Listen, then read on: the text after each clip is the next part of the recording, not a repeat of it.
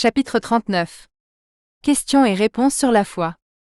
Dans cette section, nous allons explorer quelques questions que vous vous posez probablement sur Dieu et la foi. 39.1. Pourquoi un Dieu aimant a-t-il fait cela?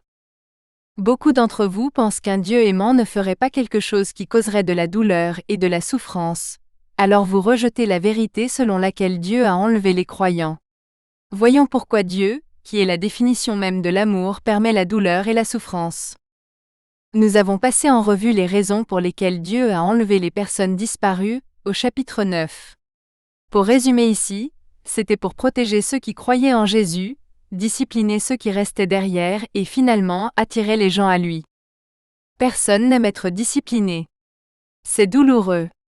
Cependant, le but est de corriger et d'enseigner. La discipline de Dieu est bonne pour nous. C'est destiné à notre bénéfice.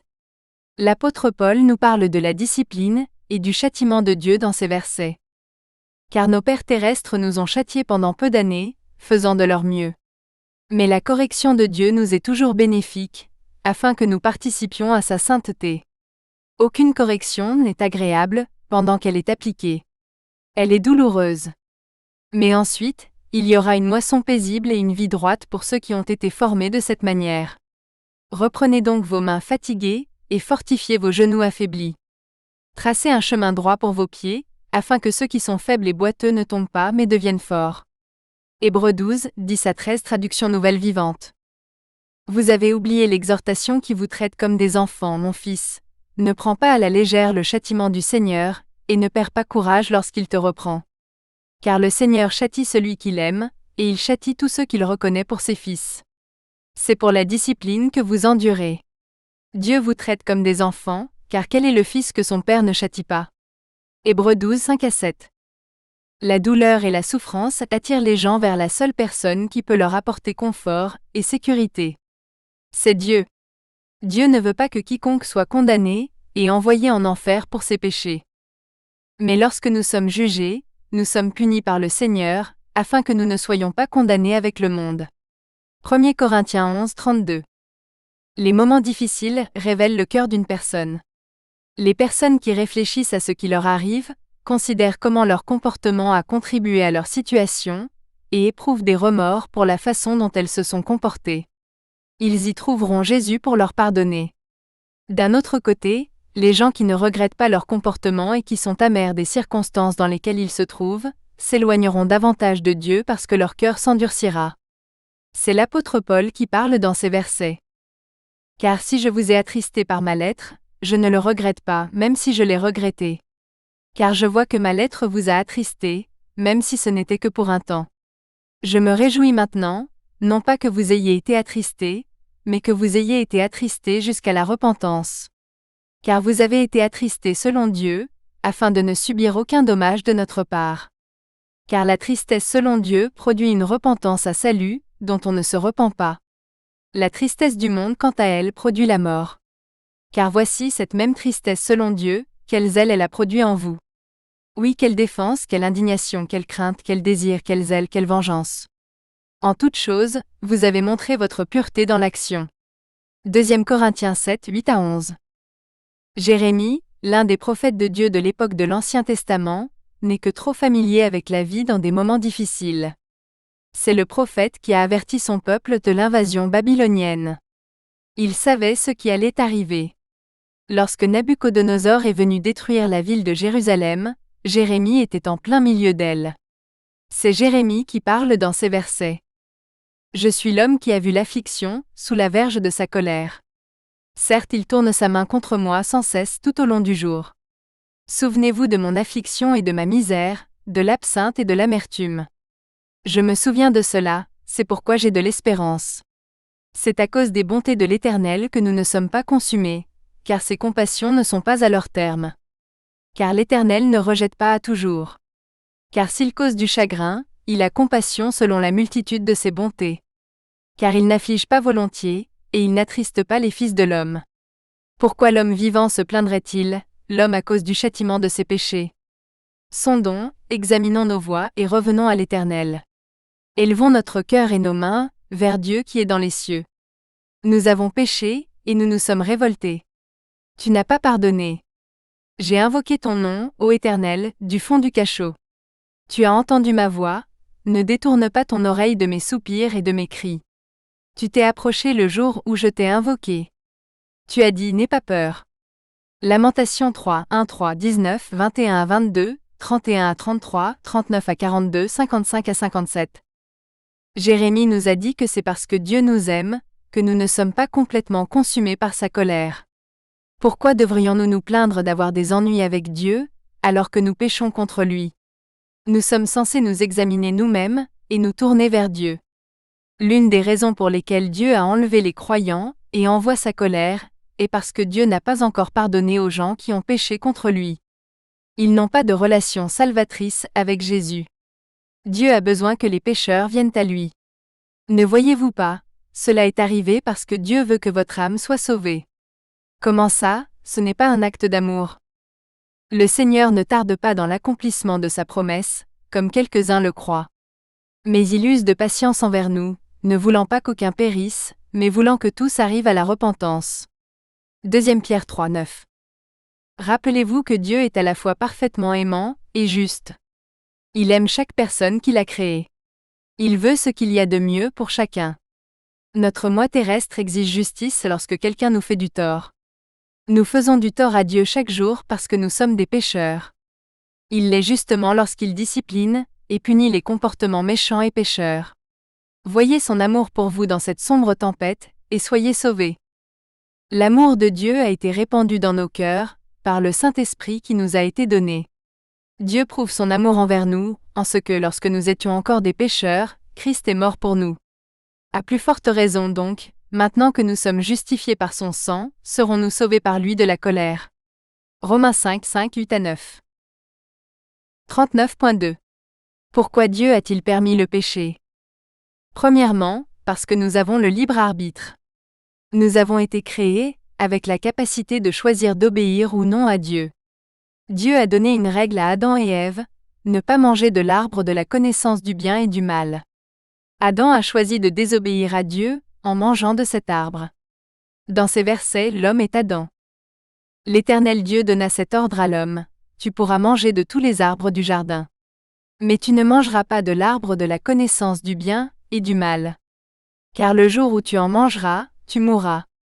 Genèse 2, 16 à 17. Ce n'est pas Dieu qui a tenté ou convaincu Adam de manger de l'arbre. En fait, personne ne l'a fait. Il a tout simplement choisi de le faire.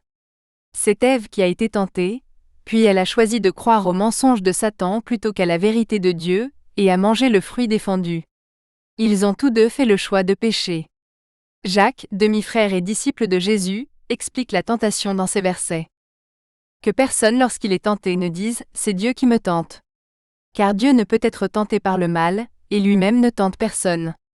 Mais chacun est tenté quand il est attiré et amorcé par sa propre convoitise. Alors la convoitise, lorsqu'elle a conçu, enfante le péché. Et le péché, parvenu à son plein développement, produit la mort. Ne vous y trompez pas, mes frères bien-aimés. Toute grâce excellente et tout don parfait descendent d'en haut, du Père des Lumières, chez lequel il n'y a ni changement ni ombre de variation. C'est de sa volonté qu'il nous a engendrés par la parole de vérité, afin que nous soyons en quelque sorte les prémices de ses créatures. Jacques 1, 13 à 18. Avec ce libre arbitre dont nous disposons, nous pouvons choisir la vie ou la mort. Si nous choisissons d'aimer Dieu et de lui obéir, nous obtenons la vie.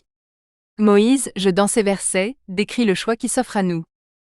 J'en prends aujourd'hui à témoin contre toi le ciel et la terre, j'ai mis devant toi la vie et la mort, la bénédiction et la malédiction.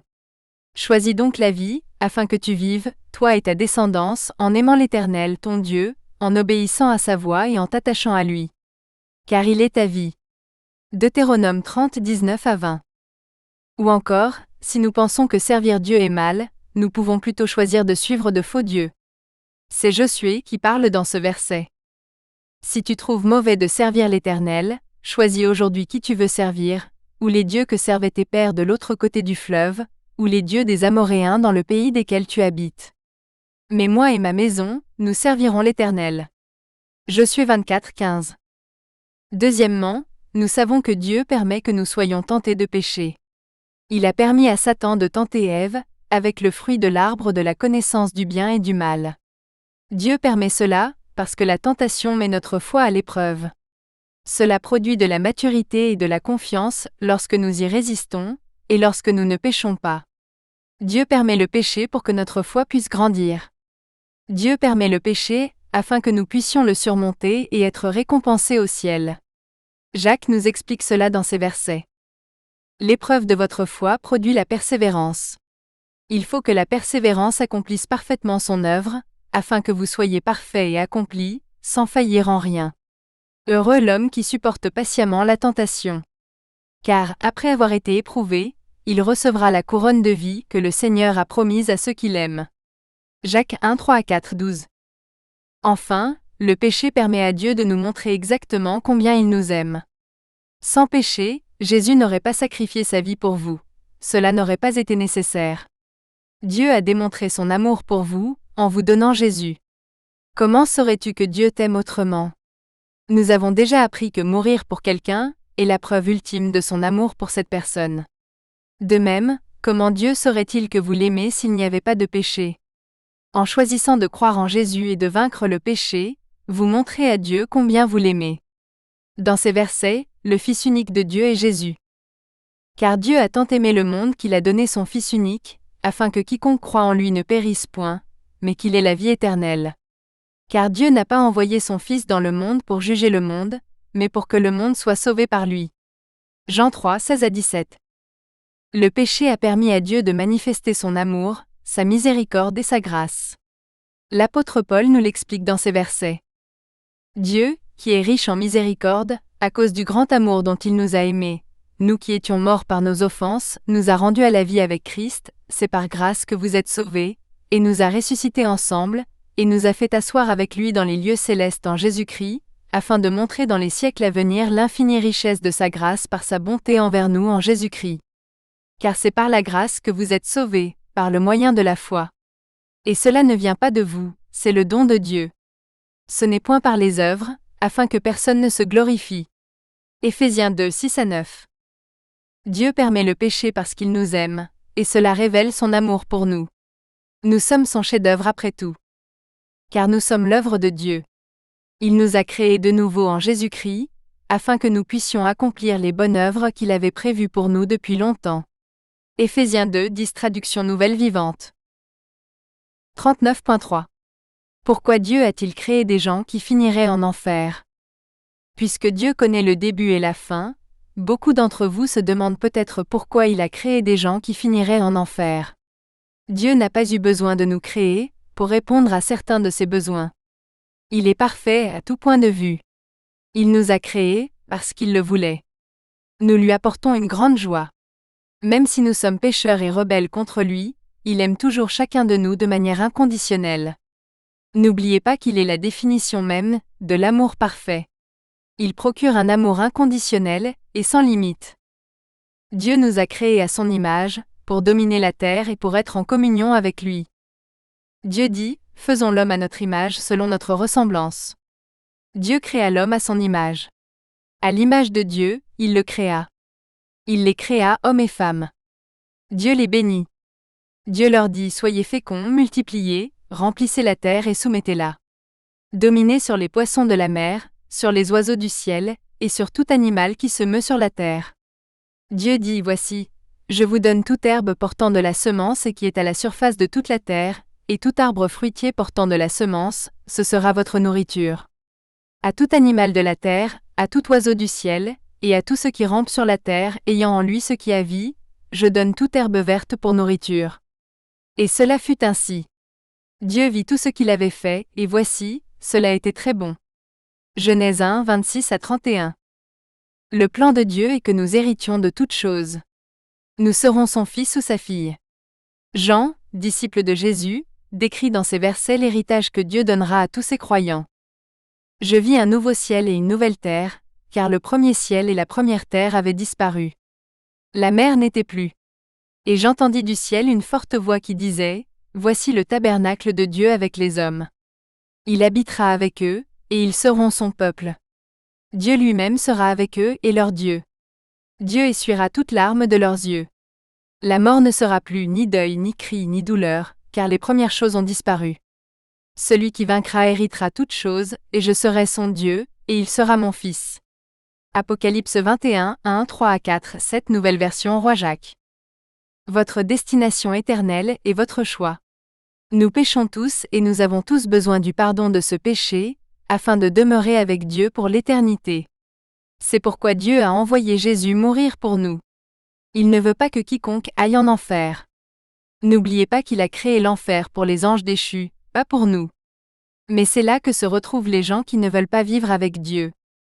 Mais Dieu prouve son amour envers nous, en ce que lorsque nous étions encore des pécheurs, Christ est mort pour nous. Romains 5, 8. Le Seigneur ne tarde pas dans l'accomplissement de sa promesse, comme quelques-uns le croient. Mais il use de patience envers nous, ne voulant pas qu'aucun périsse, mais voulant que tous arrivent à la repentance. 2 Pierre 3, 9. Les gens qui ont eu des enfants savent que ces enfants ne seront pas parfaits. Les parents savent qu'ils ont commis des erreurs lorsqu'ils étaient enfants, et ils savent que leur propre enfant fera des erreurs, et aura également des ennuis. Pourtant, les parents choisissent quand même d'avoir des enfants. Pourquoi ? Parce qu'ils veulent la joie qu'apportent les enfants. Les parents enseignent à leurs enfants ce qui est bien et mal, et espèrent qu'ils feront les bons choix lorsqu'ils seront grands. C'est la même chose entre nous et Dieu. Nous avons le choix. Instruis l'enfant selon la voie qu'il doit suivre, et quand il sera vieux, il ne s'en détournera pas. Proverbe 22, 6. Le roi Salomon nous dit que les enfants sont une récompense. Ce sont des héritiers. Cela s'applique aussi bien aux gens qu'à Dieu. Nous sommes la récompense de Dieu et ses héritiers. Il veut un carquois plein d'enfants. Mettez votre foi en Jésus, et devenez héritier de toutes les promesses de Dieu. Voici, des fils sont un héritage de Yahvé. Le fruit des entrailles est sa récompense.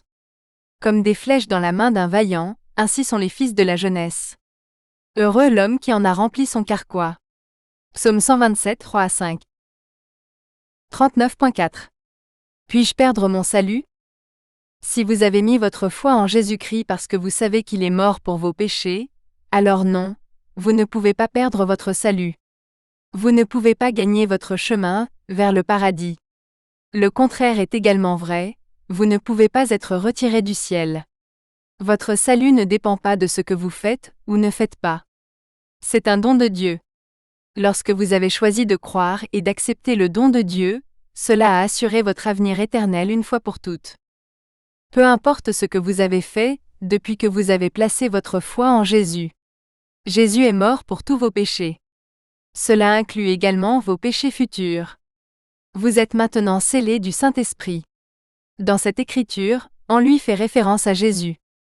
En lui, vous aussi, après avoir entendu la parole de la vérité, l'évangile de votre salut, en lui vous avez cru et vous avez été scellés du Saint-Esprit qui avait été promis, lequel est un gage de notre héritage pour la rédemption de ceux que Dieu s'est acquis, à la louange de sa gloire. Éphésiens 1, 13 à 14. La parole de Dieu nous dit que rien ne peut vous soustraire aux mains de Dieu. Pas même le pouvoir de l'enfer, Satan lui-même. L'apôtre Paul nous le dit dans ces versets. Les anges, les principautés et les puissances font tous référence à Satan et aux autres anges déchus qui le suivent. Car j'ai l'assurance que ni la mort ni la vie, ni les anges ni les dominations, ni les choses présentes, ni les choses à venir, ni les puissances, ni la hauteur, ni la profondeur, ni aucune autre créature ne pourra nous séparer de l'amour de Dieu manifesté en Jésus-Christ notre Seigneur. Romains 8, 38 à 39. Dans ces versets, c'est Jésus qui parle. Il vous tient, vous, ses brebis, en toute sécurité dans sa main. Qui pourrait vous sortir d'une main plus grande et plus forte que toutes les autres ? Personne. Mes brebis entendent ma voix. Je les connais et elles me suivent. Je leur donne la vie éternelle. Elles ne périront jamais, et personne ne les arrachera de ma main. Mon Père qui me les a donnés est plus grand que tous. Personne ne peut les arracher de la main de mon Père. Moi et le Père nous sommes un. Jean 10, 27 à 30. Vous pouvez également avoir confiance en votre salut, parce que Dieu ne change pas d'avis. Il t'a sauvé. Il ne vous quittera jamais, et ne vous abandonnera jamais. Dieu n'est pas un homme pour mentir, ni un fils d'homme pour se repentir. A-t-il dit, et ne l'a-t-il pas fait ? A-t-il parlé, et ne l'a-t-il pas accompli ? Nombre 23, 19. Dieu a confirmé ce qu'il a dit à propos de votre salut, par un serment. Dieu a promis de vous sauver de vos péchés, de vous envoyer un sauveur. Dieu a ensuite juré sur cette promesse avec son propre nom, puisqu'il ne peut pas mentir. Ensuite, Dieu a tenu cette promesse en envoyant Jésus pour vous sauver. Comme le dit l'apôtre Paul ci-dessous, cela devrait être une ancre pour votre âme. Vous êtes ferme et sécurisé. On jure par quelqu'un de plus grand qu'U', et le serment confirme ce qui est dit et met fin à toute dispute. Dieu, voulant montrer clairement aux héritiers de la promesse l'immuabilité de son dessein, l'a confirmé par un serment. Dieu a agi ainsi afin que par deux choses immuables, dans lesquelles il est impossible que Dieu mente, nous soyons grandement encouragés, nous qui avons cherché refuge pour saisir l'espérance qui nous était proposée. Cette espérance est pour nous une ancre solide et sûre pour l'âme. Elle pénètre dans le sanctuaire intérieur, derrière le rideau, où Jésus, notre précurseur, est entré pour nous. Hébreux 6, 16-20 Nouvelle version internationale. 39.5. Dois-je me suicider pour échapper à ce qui s'en vient? Non. Dieu t'aime. Il t'a créé pour une raison. Votre vie a un but très spécial. Ne laissez personne vous dire le contraire, y compris vous-même. Je vais partager des écritures pour vous aider à surmonter ces sentiments, mais je vous encourage à vous adresser à quelqu'un qui se spécialise dans ce domaine. Prenez rendez-vous avec votre médecin, ou appelez ou discutez avec quelqu'un de la ligne de sécurité pour la prévention du suicide, prévention du suicide lifeline.org, 1-800-273-8255. Vos sentiments ne sont pas quelque chose dont vous avez honte. Veuillez obtenir l'aide médicale appropriée, dont vous avez besoin. Je crois qu'une des raisons pour lesquelles vous ressentez cela, est à cause d'une attaque spirituelle démoniaque contre vous par Satan, votre ennemi. Il vous déteste parce que Dieu vous aime. Si vous avez mis votre foi en Jésus, alors vous êtes une menace pour lui parce que vous connaissez la vérité, et pouvez la dire aux autres. Il ne veut pas que tu fasses ça. S'il parvient à vous retirer du champ de bataille, il remporte une petite victoire. Cependant, Satan a quelque chose de bien plus sinistre en tête. Si vous n'avez pas encore mis votre foi en Jésus, cette attaque spirituelle est due au fait que Satan ne veut pas que vous le fassiez. Il ne veut pas que vous réalisiez à quel point Dieu vous aime. Il ne veut pas vous voir passer l'éternité au paradis. Il a été expulsé du paradis. Il est jaloux de vous, et de la relation que vous pourriez avoir avec Dieu. Il veut que vous l'adoriez à la place, et que vous obteniez le même sort éternel que lui, l'éternité en enfer. Ne laissez pas Satan gagner cette guerre spirituelle pour votre âme. Mettez votre foi en Jésus si vous ne l'avez pas encore fait, et soyez protégés par le Saint-Esprit de Dieu. Pierre, disciple de Jésus, nous dit que Satan, le diable, est comme un lion qui cherche quelqu'un à dévorer. Humiliez-vous donc sous la puissante main de Dieu, afin qu'il vous élève au temps convenable. Déchargez-vous sur lui de tous vos soucis, car lui-même prend soin de vous. Soyez sobre et modéré. Soyez vigilants. Votre adversaire le diable rôde comme un lion rugissant cherchant qui dévorer. Résistez-lui avec une foi ferme, sachant que vos frères dans le monde souffrent les mêmes souffrances. Que le Dieu de toute grâce qui vous a appelé à sa gloire éternelle en Jésus-Christ, après que vous aurez souffert un peu de temps, vous perfectionne, vous affermisse, vous fortifie et vous rende inébranlable. 1 Pierre 5, 7-10. Cette écriture nous dit de rejeter nos soucis sur Dieu. Nous devrions reconnaître que notre ennemi cherche toujours un moyen de nous détruire. Satan essaie d'y parvenir en s'appuyant sur nos pensées. S'il peut influencer et contrôler ce que nous pensons, cela signifie que nous allons l'écouter nous dire quoi faire. C'est pourquoi il est si important de confier vos pensées et vos inquiétudes à Dieu. Il effacera votre anxiété et vous donnera sa paix en retour. Faites-le maintenant. Dites à Dieu ce que vous ressentez et pourquoi. Déchargez votre cœur et votre esprit. Les justes crient, et l'Éternel entend et les délivre de toute leur détresse. L'Éternel est proche de ceux qui ont le cœur brisé, et il sauve ceux qui ont l'esprit abattu. Nombreux sont les malheurs du juste, mais l'Éternel l'en délivre toujours. Psaume 34, 17-19. Confiez vos fardeaux à l'Éternel, et il prendra soin de vous. Il ne permettra pas que l'homme pieux trébuche. Psaume 55, 22 Traduction nouvelle vivante. Dieu s'approchera de vous. Il s'approche de ceux qui ont le cœur brisé. Ayez de l'espoir. Il vous délivrera de vos afflictions. Car je connais les projets que j'ai formés sur vous, dit l'Éternel, projets de paix et non de malheur, afin de vous donner un avenir et de l'espérance. Jérémie 29, 11.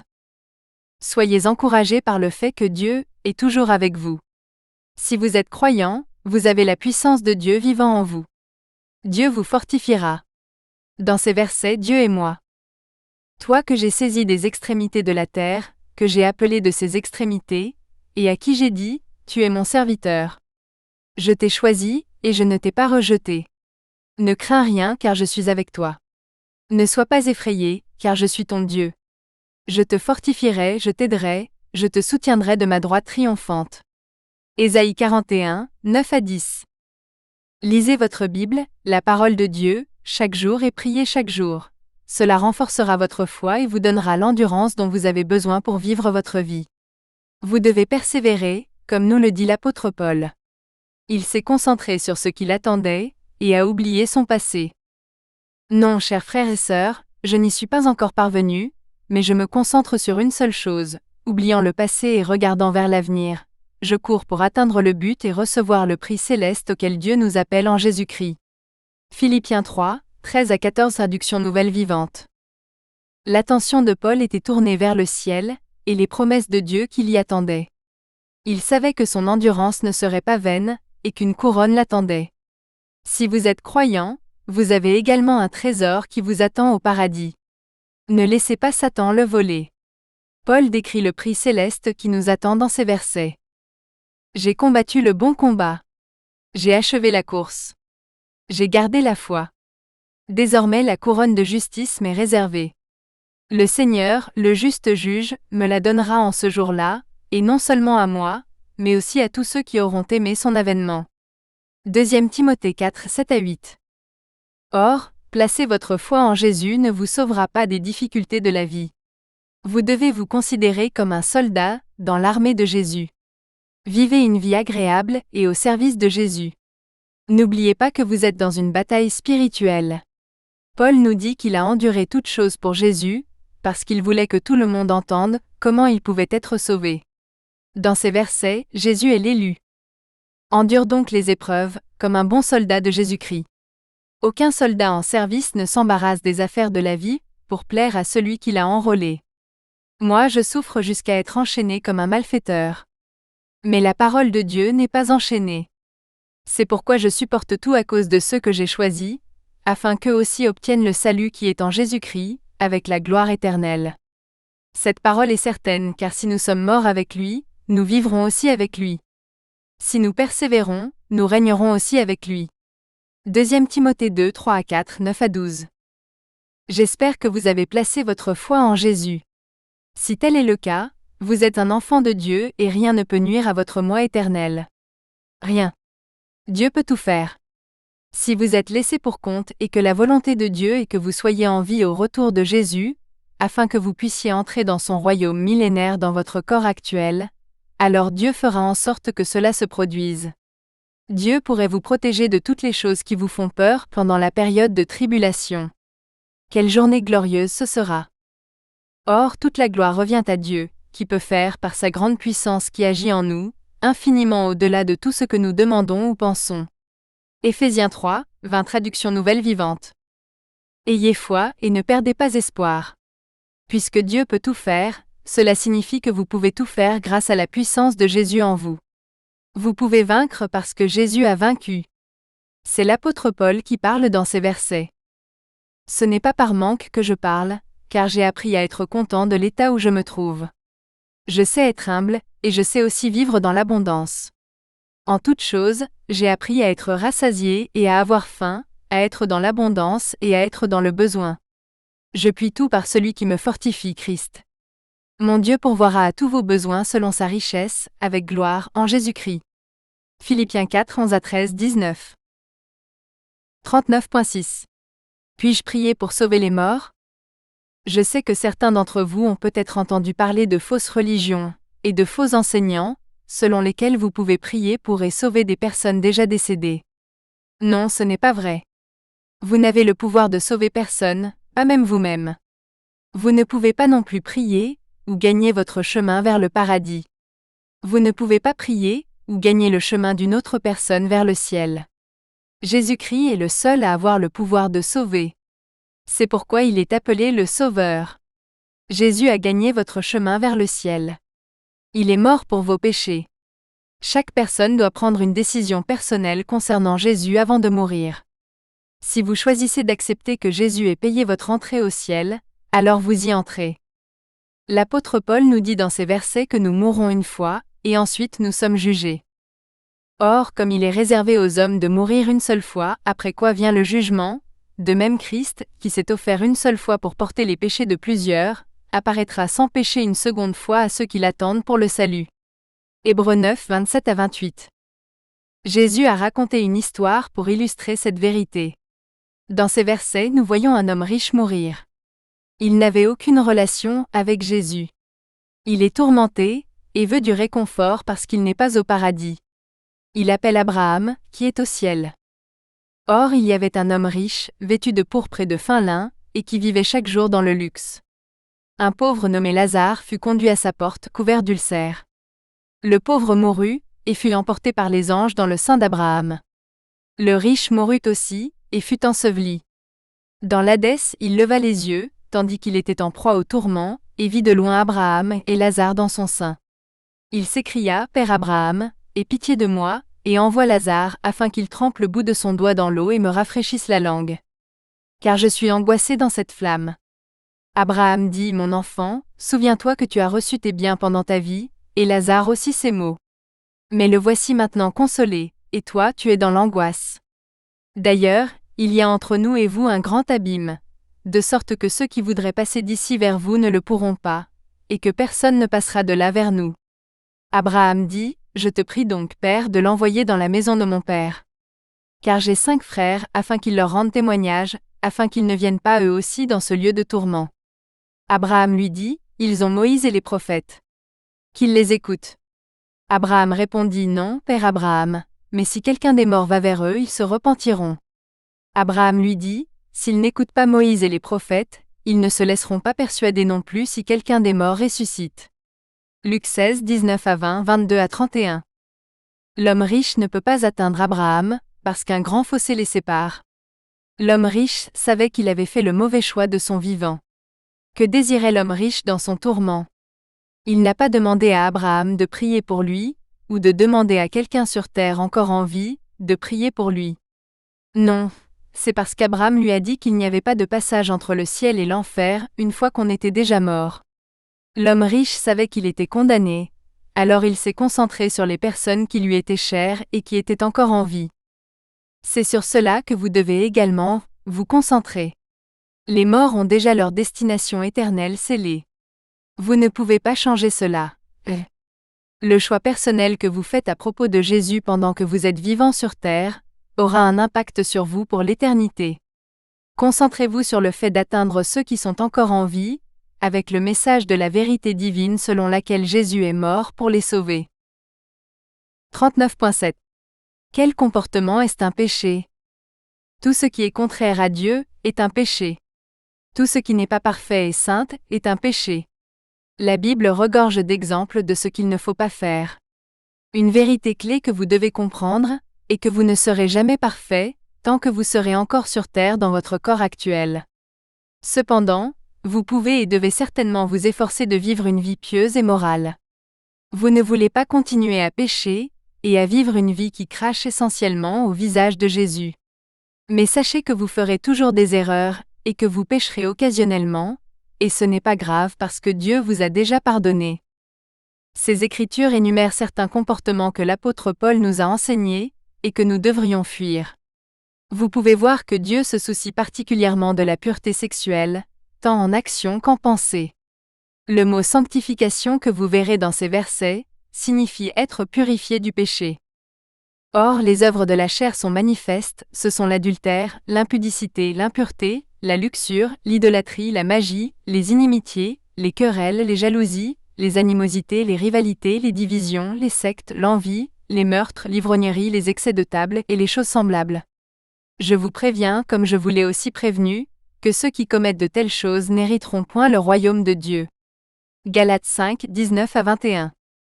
Fuyez l'immoralité sexuelle. Tout péché que l'homme commet est extérieur au corps, mais celui qui commet l'immoralité sexuelle pèche contre son propre corps. Ne savez-vous pas que votre corps est le temple du Saint-Esprit qui est en vous, que vous avez reçu de Dieu? Vous ne vous appartenez plus à vous-même, car vous avez été rachetés à un grand prix. Glorifiez donc Dieu dans votre corps et dans votre esprit, qui appartiennent à Dieu. 1 Corinthiens 6, 18 à 20. Car la volonté de Dieu, c'est votre sanctification, que vous vous absteniez de l'impudicité. Que chacun de vous sache posséder son corps dans la sainteté et l'honneur, sans se laisser aller à la passion de la convoitise. Car Dieu ne nous a pas appelés à l'impureté, mais à la sanctification. 1 Thessaloniciens 4, 3 à 5, 7. Ni les impudiques, ni les idolâtres, ni les adultères, ni les prostituées, ni les homosexuels, ni les voleurs, ni les cupides, ni les ivrognes, ni les calomniateurs, ni les ravisseurs, n'hériteront du royaume de Dieu. Certains d'entre vous étaient tels, mais vous avez été lavés. Mais vous avez été sanctifiés, mais vous avez été justifiés au nom du Seigneur Jésus et par l'Esprit de notre Dieu. 1 Corinthiens 6, 9 à 11. C'est Jésus qui parle dans ces versets, et il nous dit que penser à des choses que nous ne devrions pas faire est aussi un péché. Vous avez entendu qu'il a été dit, « Tu ne commettras point d'adultère ». Mais moi je vous dis que quiconque regarde une femme pour la convoiter, a déjà commis un adultère avec elle dans son cœur. Matthieu 5, 27 à 28. Dieu ne veut pas non plus vous voir égarés et pécher en adorant une idole. Tout ce que vous placez au-dessus de Dieu est une idole. Adorez l'antéchrist, Satan, les extraterrestres, vous-même, votre travail, votre famille, vos biens, un démon, un faux Dieu, ce sont toutes des idoles. C'est pourquoi, mes bien-aimés, fuyez l'idolâtrie. 1 Corinthiens 10, 14. Le reste des hommes qui ne furent pas tués par ces fléaux, ne se repentirent pas des œuvres de leurs mains, et ne voulurent pas adorer les démons, et les idoles d'or, d'argent, d'airain, de pierre et de bois, qui ne peuvent ni voir, ni entendre, ni marcher. Apocalypse 9, 20. L'une de ces idoles mentionnées par Dieu est l'amour de l'argent. Satan utilisera votre amour de l'argent pour vous éloigner de Dieu, et vous entraîner dans toutes sortes d'autres péchés. Mais ceux qui veulent s'enrichir tombent dans la tentation, dans le piège et dans beaucoup de désirs insensés et pernicieux, qui précipitent les hommes dans la ruine et la perdition. Car l'amour de l'argent est une racine de tous les maux. Quelques-uns, par cupidité, se sont égarés loin de la foi, et se sont jetés eux-mêmes dans bien des tourments. 1 Timothée 6, 9 à 10. 39.8. Comment puis-je vivre une vie sainte? Une fois que vous avez mis votre foi en Jésus, vous êtes appelés à vivre une vie sainte qui glorifie Dieu. N'oubliez pas que le Saint-Esprit vit en vous, et qu'il est saint. Vous ne voulez pas attrister le Saint-Esprit, en continuant à vous immerger dans le péché. Vivre une vie sainte signifie vivre une vie séparée du système mondain, ou des voies du monde. Une vie qui se distingue de ceux qui ne croient pas. Dans ces versets, celui qui vous a appelé fait référence à Jésus. C'est pourquoi saignez vos reins. Soyez sobres, et ayez une entière espérance dans la grâce qui vous sera apportée, lorsque Jésus-Christ apparaîtra. Soyez des enfants obéissants, ne vous conformez pas à vos convoitises d'autrefois, comme lors de votre ignorance. Mais puisque celui qui vous a appelé est saint, vous aussi soyez saints dans toute votre conduite, selon qu'il est écrit, « Vous serez saints car je suis saint ». 1 Pierre 1, 13 à 16. N'adorez pas le monde ni les choses du monde. Des choses comme les possessions, l'argent, les relations et les réalisations. Jean, le disciple de Jésus, nous dit plutôt d'aimer Dieu. N'aimez pas le monde, ni les choses qui sont dans le monde. Si quelqu'un aime le monde, l'amour du Père n'est point en lui. Car tout ce qui est dans le monde, la convoitise de la chair, la convoitise des yeux, et l'orgueil de la vie, n'appartient pas au Père mais au monde. Le monde passe, avec ses convoitises, mais celui qui fait la volonté de Dieu demeure éternellement. 1 Jean 2, 15 à 17. Pensez plutôt aux choses célestes d'en haut. N'oubliez pas que vous êtes une nouvelle création, si vous avez mis votre foi en Jésus.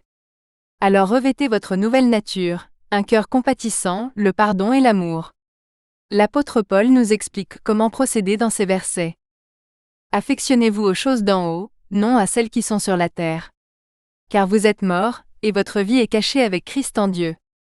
Faites donc mourir ce qui est en vous qui est sur la terre, l'immoralité sexuelle, l'impureté, les passions dépravées, les mauvais désirs, et la cupidité qui est une idolâtrie. Vous aussi, vous marchiez autrefois dans ces choses lorsque vous viviez dans elles. Mais maintenant, vous aussi, vous les avez toutes rejetées. Colère, animosité, méchanceté, calomnie, et paroles injurieuses qui pourraient sortir de votre bouche. Ne mentez pas les uns aux autres, vous ayant dépouillé du vieil homme et de ses œuvres, et ayant revêtu l'homme nouveau, qui se renouvelle dans la connaissance, selon l'image de son Créateur. Revêtez-vous donc comme des élus de Dieu, saints et bien-aimés, d'entrailles de miséricorde, de bonté, d'humilité, de patience. Supportez-vous les uns les autres, et si l'un a sujet de se plaindre de l'autre, pardonnez-vous réciproquement. Comme Christ vous a pardonné, pardonnez-vous aussi. Par-dessus tout cela, marchez dans l'amour qui est le lien de la perfection. Colossiens 3, 2-3, 5, 7-10, 12-14. Votre ancienne nature avait soif de choses pécheresses, et fera la guerre à votre nouvelle nature. Vous devrez donc résister à la tentation. Si vous résistez aux tentations du diable, il fuira loin de vous. Dieu ne permettra pas que vous soyez tentés au-delà de ce que vous pouvez supporter, et il vous propose toujours un moyen d'échapper à la tentation. Soumettez-vous donc à Dieu. Résistez au diable, et il fuira loin de vous. Jacques 4, 7. Aucune tentation ne vous est survenue, qui n'ait été humaine. Dieu, qui est fidèle, ne permettra pas que vous soyez tentés au-delà de vos forces. Mais avec la tentation, il préparera aussi le moyen d'en sortir, afin que vous puissiez la supporter. 1 Corinthiens 10, 13. Mais le péché ne se limite pas à votre comportement physique. Cela inclut également votre vie mentale. C'est souvent ainsi que le péché commence. Vous pensez à quelque chose que vous ne devriez pas, puis vous décidez d'agir en conséquence. Vous devez garder vos pensées captives. C'est pourquoi il est si important de penser aux choses célestes, et de remplir nos yeux et notre esprit de choses divines. Nous renversons les raisonnements et toute hauteur qui s'élève contre la connaissance de Dieu, et nous amenons toute pensée captive à l'obéissance de Christ. 2 Corinthiens 10, 5 Nouvelle Version internationale. Gardez les yeux fixés sur Jésus, et laissez le Saint-Esprit vous guider dans tout ce que vous faites.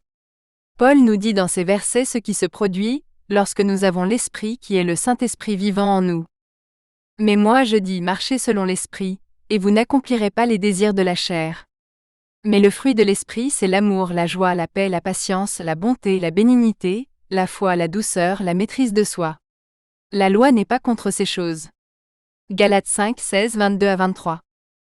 Connaissez la parole de Dieu, et conservez-la dans votre cœur, afin de pouvoir y recourir en cas de besoin. Dans ce verset, ta parole signifie la parole de Dieu et tu signifies Dieu. J'ai serré ta parole dans mon cœur, afin de ne pas pécher contre toi. Psaume 119, 11. Dieu nous a dit ce qu'il attend de nous dans ce verset. Si vous entretenez une relation étroite avec Dieu, tous les autres bons attributs viendront. Il t'a fait connaître, ô homme, ce qui est bien. Que demande de toi l'Éternel, sinon que tu pratiques la justice, que tu aimes la miséricorde et que tu marches humblement avec ton Dieu. Michée 6, 8. Je pense que l'amour est le meilleur trait de votre nouvelle nature. Alors entraînez-vous à être amoureux des autres et de vous-même. Paul décrit ce que signifie aimer dans ces versets. Quand je distribuerai tous mes biens pour la nourriture des pauvres, quand je livrerai même mon corps pour être brûlé, si je n'ai pas l'amour, cela ne me sert à rien. L'amour est patient et plein de bonté. L'amour n'est point envieux. L'amour ne se vante point, ne s'enfle point d'orgueil, ne fait rien de mal, ne cherche point sa propre voie, ne s'irrite point, ne tient point compte du mal. Il ne se réjouit point de l'injustice, mais il se réjouit de la vérité. Il supporte tout, croit tout, espère tout et supporte tout. L'amour ne périt jamais. Mais maintenant la foi, l'espérance et l'amour demeurent, ces trois choses. La plus grande de ces choses, c'est l'amour. 1 Corinthiens 13, 3-8, 13. 39.9. Que signifie juger un autre? Je sais que la plupart d'entre vous ont entendu dire qu'il ne faut pas juger une autre personne. Il est étonnant que des gens qui n'ont jamais lu la Bible connaissent le verset « Ne jugez pas », de peur d'être jugés. Le problème est qu'il ne s'agit pas de l'intégralité de l'Écriture. Elle est donc sortie de son contexte et ne transmet pas le vrai sens de ce que nous sommes censés apprendre. Lisons-le par nous-mêmes et voyons ce qu'il dit. C'est Jésus qui parle dans ces versets. Ne jugez pas, afin de ne pas être jugés. Car du jugement dont vous jugez, vous serez jugés, et de la mesure dont vous mesurez, on vous mesurera. Pourquoi vois-tu la paille qui est dans l'œil de ton frère, et n'aperçois-tu pas la poutre qui est dans ton œil? Ou comment diras-tu à ton frère, laisse-moi ôter une paille de ton œil? Et voici, la poutre est dans ton œil? Hypocrite! Ôte d'abord la poutre de ton œil, et alors tu verras comment ôter la paille de l'œil de ton frère. Matthieu 7, 1-5. Alors maintenant, nous apprenons qu'il est normal de signaler le péché d'une autre personne, qui est la paille qui est dans l'œil de ton frère. Au préalable, vous devez vous examiner attentivement et vous assurer que vous ne souffrez pas du même péché, qui est la poutre dans votre œil. Dans ces versets, nous apprenons qu'il y a un peu plus que cela. Nous devons également être aimants et patients, lorsque nous aidons quelqu'un à surmonter son péché. Réprimander signifie corriger, avec une intention bienveillante. Prêche la parole insiste en toute occasion, à propos ou à contretemps, reprend, censure, exhorte avec toute patience et en instruisant. Car il viendra un temps où les hommes n'écouteront plus la saine doctrine. Mais ayant la démangeaison d'entendre des choses agréables, ils se donneront une foule de docteurs selon leurs propres désirs. 2 Timothée 4, 2-3. Soyez bons les uns envers les autres, compatissants, vous pardonnant réciproquement comme Dieu vous a pardonné en Christ. Éphésiens 4, 32. Si quelqu'un a péché contre vous et que vous voulez que cette personne le sache, alors confrontez-la et montrez-lui d'abord son péché individuellement. Si cela ne fonctionne pas, il ne s'excuse pas, il ne croit pas avoir péché et au lieu de cela, il se met vraiment en colère contre vous, puis emmenez avec vous une autre personne qui est témoin du péché pour la confronter à nouveau. Ces versets illustrent ce bon conseil, et il vient directement de Jésus, celui qui parle. Si ton frère a péché contre toi, va et reprends-le seul à seul. S'il t'écoute, tu as regagné ton frère. Mais s'il ne t'écoute pas, prends avec toi 1 ou 2 personnes, afin que toute l'affaire soit réglée sur la déposition de 2 ou 3 témoins. S'il refuse de les écouter, rapporte-le à l'assemblée. S'il refuse aussi d'écouter l'assemblée, qu'il soit pour toi comme un païen ou un publicain. Matthieu 18, 15-17. Voici une vérité importante à connaître. C'est bien d'aider un autre pécheur à surmonter son péché. En fait, c'est la seule façon pour les gens d'être sauvés. Satan a déformé cette vérité, et confondu le sens du jugement d'autrui, parce qu'il ne veut pas que quiconque soit sauvé. Jacques, le disciple de Jésus, nous l'explique dans ces versets. Frères, si quelqu'un parmi vous s'est égaré loin de la vérité, et qu'un autre l'y ramène, qu'il sache que celui qui ramènera un pécheur de la voie où il s'était égaré sauvera une âme de la mort, et couvrira une multitude de péchés. Jacques 5, 19-20. 39.10. Dois-je obéir au gouvernement mondial unique? Oui et non. Cela dépend de ce qu'on vous a demandé de faire. Dieu nous a dit qu'il place les dirigeants à leur place. Ce sont tous des dirigeants, que vous les considériez comme bons ou mauvais.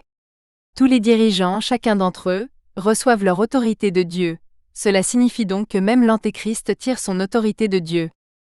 Le prophète Daniel nous a dit que Dieu renverse les rois, et établit des rois. Daniel répondit, que le nom de Dieu soit béni au siècle des siècles. Car à lui appartiennent la sagesse et la force. Il renverse les rois, et il les établit. Daniel 2, 20-21. Ici, l'apôtre Paul nous parle de cette vérité venant de Dieu. Dieu est celui qui donne de l'autorité à quelqu'un. Nous apprenons que Dieu met en place des dirigeants pour de nombreuses raisons, ils sont des serviteurs de Dieu, ils sont pour notre bien, ils sont des vengeurs de la colère contre le mal. Nous sommes censés leur obéir pour ne pas subir la colère de Dieu, et aussi pour le bien de notre propre conscience. Que toute personne soit soumise aux autorités supérieures, car il n'y a point d'autorité qui ne vienne de Dieu, et celles qui existent ont été instituées de Dieu. C'est pourquoi celui qui résiste à l'autorité, résiste à l'ordre de Dieu. Et ceux qui résistent attireront sur eux-mêmes un jugement. Car les magistrats ne sont pas à redouter pour les bonnes œuvres, mais pour les mauvaises. Voulez-vous ne pas craindre l'autorité? Faites le bien, et vous recevrez des louanges de la part de l'autorité, car elle est au service de Dieu pour votre bien. Mais si vous faites le mal, craignez, car elle ne porte pas l'épée en vain. Car elle est au service de Dieu, vengeant la colère de celui qui fait le mal. C'est pourquoi vous devez être soumis, non seulement à cause de la colère, mais encore par motif de conscience. C'est pourquoi vous aussi payez les impôts, car les impôts sont au service de Dieu, faisant cela continuellement.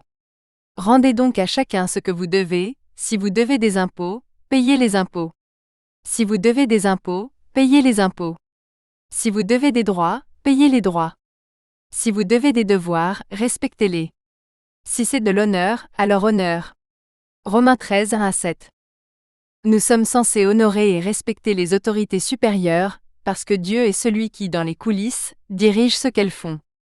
Vous devez vous soumettre aux dirigeants du gouvernement, aux dirigeants de votre lieu de travail, aux dirigeants de l'école, et à tout autre type de leader. Lorsque vous vous soumettez à eux, vous vous soumettez à Dieu. Ne compliquez pas leur travail, en étant désobéissant. Obéissez à vos conducteurs et soumettez-vous à eux, car ils veillent sur vos âmes comme devant en rendre compte. Qu'ils le fassent avec joie et non en gémissant, ce qui ne vous servirait à rien. Hébreux 13, 17.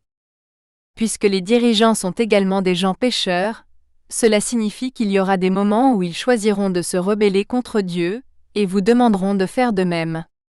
C'est à ce moment-là qu'il faut leur désobéir. Vous devez obéir à Dieu plus que quiconque. Dans ces versets, nous voyons Pierre et les apôtres expliquer cela. Le sang de cet homme fait référence à la crucifixion de Jésus. Le souverain sacrificateur les interrogea, « Ne vous avions-nous pas formellement défendu d'enseigner en ce nom-là ? Voici, vous avez rempli Jérusalem de votre enseignement, et vous voulez faire retomber sur nous le sang de cet homme. » Mais Pierre et les apôtres répondirent, « Il faut obéir à Dieu plutôt qu'aux hommes. » Actes 5, 27 à 29. Maintenant je sais que je vous ai confondus parce que j'ai dit que Dieu dirigeait leurs pas, mais certains se rebellent contre Dieu. Alors comment ça marche ? Même lorsque les dirigeants se rebellent contre lui, Dieu utilise cela pour notre bien. C'est l'une des façons dont Dieu nous discipline, avec de mauvais dirigeants. Rappelez-vous qu'Israël a été emmené en captivité, à plusieurs reprises. Ils ont été soumis à de terribles dirigeants, qui les ont réduits en esclavage. Dieu contrôlait cela. Il a envoyé ses dirigeants renverser les villes israélites, parce que le peuple s'était détourné de lui, et avait péché. Ces dirigeants malfaisants ont amené les Israélites à se souvenir de Dieu, à se rendre compte qu'ils avaient péché, et à lui demander de l'aide. Après que le peuple se soit retourné vers Dieu, le dirigeant maléfique a été puni par Dieu. C'est également ainsi que cela fonctionne avec l'Antéchrist. C'est un dirigeant maléfique possédé par Satan. Il se rebelle donc contre Dieu. La colère qu'il déchaîne tournera de nombreuses personnes vers Dieu. La colère punira également les méchants qui n'ont jamais l'intention de mettre leur foi en Jésus, les gens qui ne veulent rien avoir à faire avec Dieu. En fin de compte, lorsque la période de tribulation sera terminée, Dieu s'occupera de l'Antéchrist et de Satan. D'ici là, il les utilisera pour accomplir sa volonté. Il y aura des moments où vous ne devrez pas obéir à l'Antéchrist ou à son gouvernement, ou même à d'autres dirigeants de votre vie. S'il vous demande de soutenir ou de participer à quelque chose dont vous savez qu'il est contraire à la parole de Dieu, ne le faites pas. Ne prenez pas par exemple la marque de l'Antéchrist. Vous savez que la parole de Dieu dit de ne pas le faire, qu'elle scellera votre destin éternel, parce que vous choisirez Satan plutôt que Dieu. Alors ne faites pas ça. Le coût de l'obéissance à Dieu sera-t-il élevé ? Très certainement. Mais vous le savez déjà. L'Antéchrist tuera de nombreuses personnes qui mettent leur foi en Jésus. Rappelez-vous que Jésus a obéi à Dieu, à travers sa propre mort. S'il vit en vous, il vous aidera à faire de même. Daniel, le prophète de l'Ancien Testament, était un excellent exemple d'obéissance à Dieu par-dessus tout. Voyons ce qui est arrivé à Daniel. Dans ces versets, Darius est le roi de Babylone. Il plut à Darius d'établir sur le royaume 120 gouverneurs locaux. Et sur eux 3 présidents, dont Daniel. Ce Daniel était supérieur aux présidents et aux gouverneurs locaux, car il était animé d'un esprit excellent. Et le roi pensait l'établir sur tout le royaume. Alors les présidents et les gouverneurs locaux cherchèrent des motifs contre Daniel relativement au royaume. Mais ils ne trouvèrent ni motif ni faute, car il était fidèle. On ne trouva en lui ni faute ni faute. Alors ces hommes dirent, « Nous ne trouverons aucun motif contre ce Daniel, à moins que nous n'en trouvions contre lui concernant la loi de son Dieu. » Tous les présidents du royaume, les gouverneurs et les gouverneurs locaux, les conseillers et les gouverneurs, se sont concertés pour établir une loi royale et une ordonnance sévère, portant que quiconque, pendant 30 jours, adresserait une requête à quelque dieu ou à quelque homme que ce soit, excepté à toi, ô roi, serait jeté dans la fosse aux lions. Le roi Darius signa donc l'acte et l'ordonnance. Lorsque Daniel sut que l'écrit était signé, il entra dans sa maison, ses fenêtres étaient ouvertes dans sa chambre du côté de Jérusalem, et il s'agenouillait 3 fois par jour, priait et louait son Dieu comme il le faisait auparavant. Alors ils répondirent et dirent au roi: Daniel, l'un des fils de la captivité de Juda, ne te respecte pas, ô roi, ni le décret que tu as signé, mais il présente sa requête 3 fois par jour. Alors le roi donna l'ordre qu'on amène Daniel, et qu'on le jette dans la fosse aux lions. Le roi prit la parole et dit à Daniel: Ton Dieu, que tu sers avec persévérance, te délivrera. Le roi se leva de bon matin, et se rendit en hâte à la fosse aux lions. Lorsqu'il fut près de la fosse vers Daniel, il cria d'une voix troublée. Le roi prit la parole et dit à Daniel: Daniel, serviteur du Dieu vivant, ton Dieu, que tu sers avec persévérance, peut-il te délivrer des lions? Daniel dit au roi: Ô roi, vis éternellement. Mon Dieu a envoyé son ange et a fermé la gueule des lions, qui ne m'ont fait aucun mal. Car comme devant lui j'ai été trouvé innocent, et devant toi non plus, ô roi, je n'ai fait aucun mal. Le roi fut très joyeux, et ordonna de faire sortir Daniel de la fosse. Daniel fut donc retiré de la fosse, et on ne trouva sur lui aucun mal, car il avait eu confiance en son Dieu. Daniel 6, 2 à 4, 7, 9 à 10, 13, 16, 19 à 23. Une loi fut promulguée stipulant que les gens ne pouvaient adorer que le roi. Daniel refusa d'adorer le roi. Il adorait Dieu, comme il l'avait toujours fait. Il l'a également fait pour que tout le monde puisse le voir faire, avec les fenêtres ouvertes.